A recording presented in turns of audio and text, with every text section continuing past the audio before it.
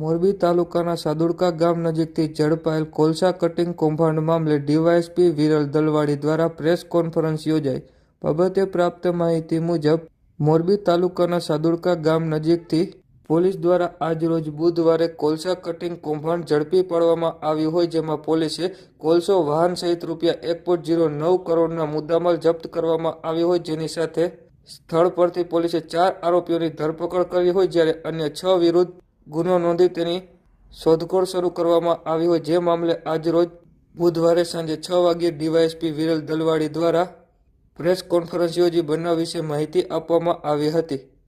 20 જાન્યુઆરીના રોજ મોરબી જિલ્લાના એલસીબી પીઆઈ શ્રીને ખાનગી રાહે બાતમી મળેલ હતી કે જૂના સાદુડકા ગામ તરફ જવાના રસ્તે સ્વામિનારાયણ ગુરુકુળ એબીસી મિનરલ્સ પાસે આવેલ ખુલ્લા પ્લોટમાં નવગણ બાલસરા તથા નિકુંજ રાજપરાએ ભાગીદારી કરીને ઇમ્પોર્ટ થતો ખનિજ કોલસો કે જે કંડલા બંદરથી ઇમ્પોર્ટ થતો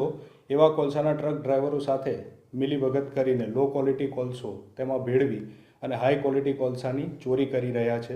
આ બાબતે એલસીબી પીઆઈશ્રીએ પોતાના સ્ટાફને સૂચના કરી રેડ કરતા સ્થળ પરથી 4 આરોપીઓ અને કુલ કિંમત ₹1,09,55,000ના મુદ્દામાલ સાથે ઝડપી પાડી કુલ 10 આરોપીઓ વિરુદ્ધ મોરબી તાલુકા પોલીસ સ્ટેશનમાં ફરિયાદ નોંધાવી છે તથા આગળની કાર્યવાહી હાથ ધરેલ છે. આ જે કોલસો જે કંડલા બંદરથી કોડીનાર તથા બીજી અલગ અલગ જગ્યાએ જે જતો હોય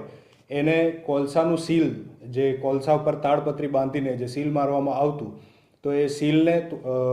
સીલને તોડવા માટે તથા કોલસા ચોરી થઈ ગયા બાદ ફરીથી એને સીલ એપ્લાય કરવા માટે એક માણસ પણ એમની સાથે હતો. તેમજ સીલ પણ કુલ 15 જપ્ત કરેલા છે. અને જે જોડે જીપીએસ ટ્રેકિંગથી આ જે ટ્રક્સનું મોનિટરિંગ કરવામાં આવતું, એ જીપીએસ ટ્રેકિંગ થોડાક ટાઈમ માટે જ્યારે આ ચોરી થતી હોય એ ટાઈમ દરમિયાન એને ડિસેબલ કરવા માટે પણ ટેકનિકલ સહાય કરવા માટે એક માણસ હતો, જેની પણ તપાસ આગળ ચાલુ છે. આ બાબતે સ્થળ પર ઝડપાયેલા આરોપી તોફિક ખાન, અખિલેશ કુમાર, મીઠાભાઈ મીઠાપરા અને